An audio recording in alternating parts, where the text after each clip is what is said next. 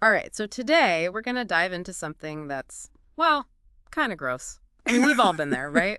Waking up with that sleep in your eye. You mean the ever-charming eye gunk? Yeah, exactly. Eye gunk.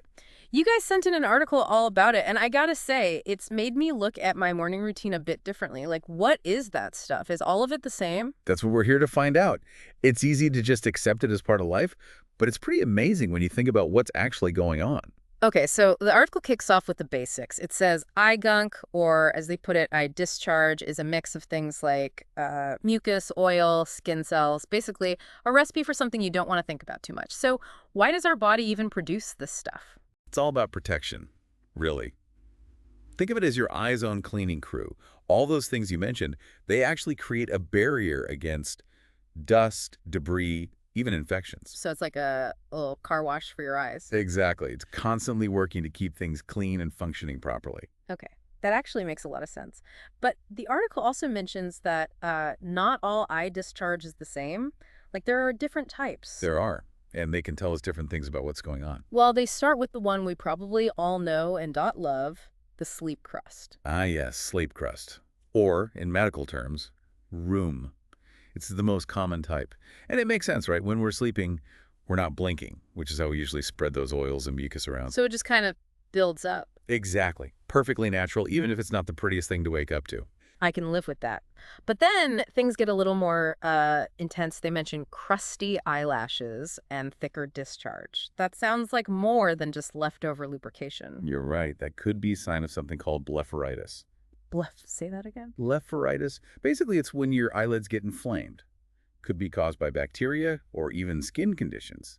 And that leads to the crusty buildup. So not ideal, but not necessarily panic-inducing. Exactly. It's Yeah. very common and treatable, but good to be aware of. Good to know. What about when the discharge is less crusty and more watery? The article made that sound tricky. It can be. Sometimes it's nothing major, maybe just a temporary thing, but it can also be an early sign of pink eye. Okay, yeah, pink eye is definitely not something you want to mess around with. Definitely not. It's highly contagious. You get the redness, the itching, that gritty feeling, and of course the watery discharge. So we've covered crusty, watery. Now the article talks about something called eye bump and mucus. That sounds kind of scary. That usually means we're talking about a sty, which is a small, tender bump on the eyelid. What causes that? Is it like an eye pimple? Kind of. It's usually a blocked oil gland. Yeah. And yes, you might see some discharge along with it. Should you see a doctor for that or just wait it out? It's always best to get a sty checked out by a doctor. They can make sure it clears up quickly. Good to know.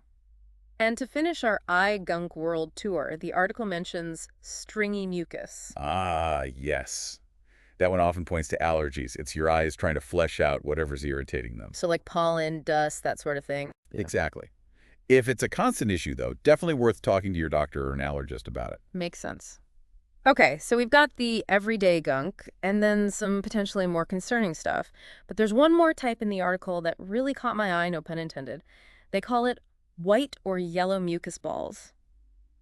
Sounds kind of sci-fi, honestly. It does, doesn't it? Thankfully, it's not quite as dramatic as it sounds.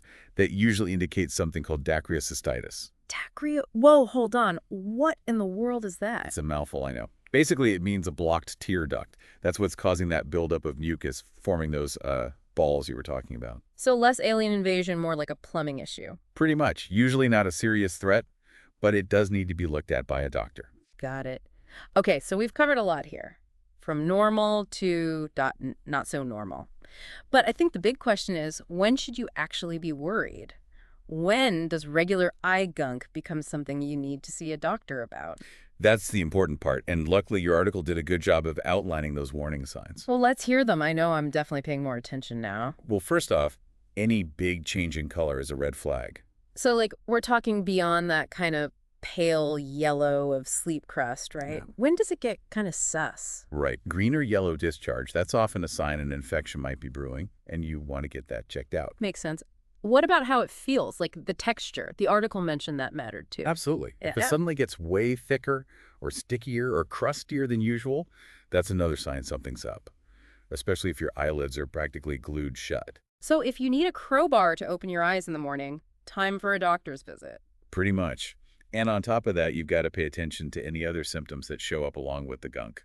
Like if your eye is red or hurts or your vision gets blurry, that kind of thing. Exactly. Those can all be signs something more serious is going on, so it's always best to play it safe when it comes to your eyes. Totally agree.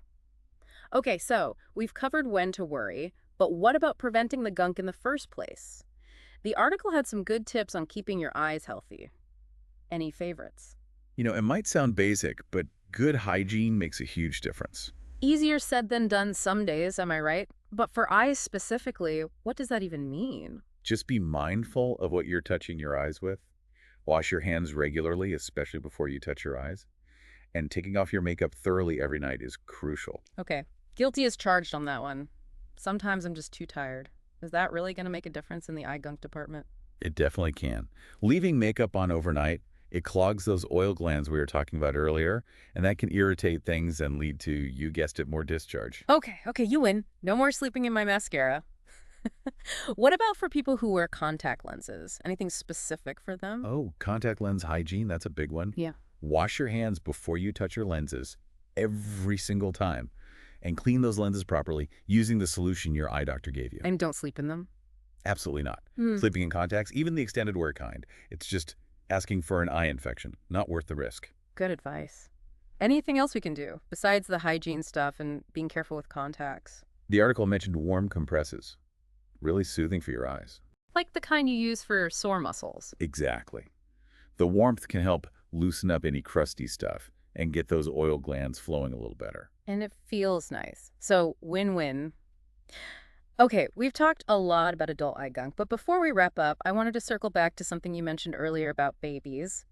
They seem to have their own level of eye gunk going on. What's the deal there? It's true.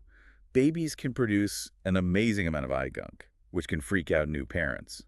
But most of the time, it's nothing to worry about. So what's happening with those tiny little eyes? Remember how we talked about tear ducts draining tears away?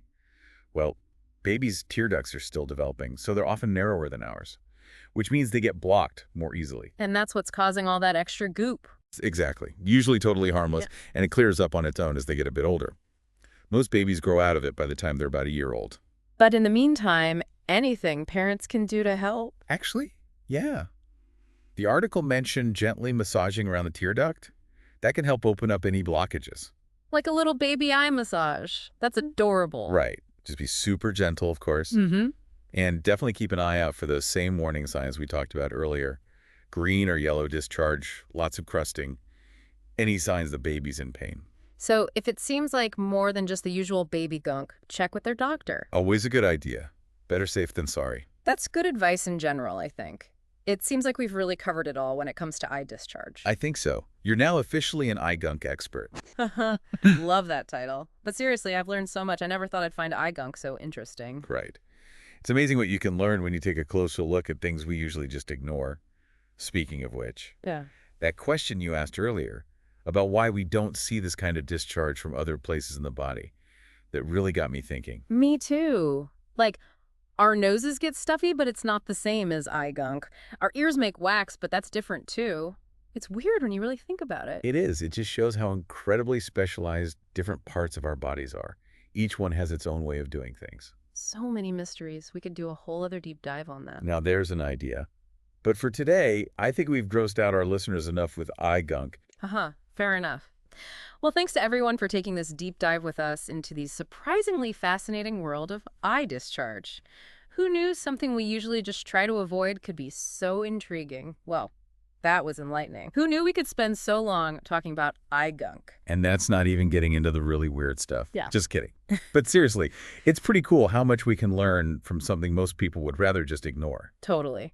So, for those of you who are now hooked on the world of eye boogers, let's recap, shall we? What were the main takeaways here? Okay, so first things first.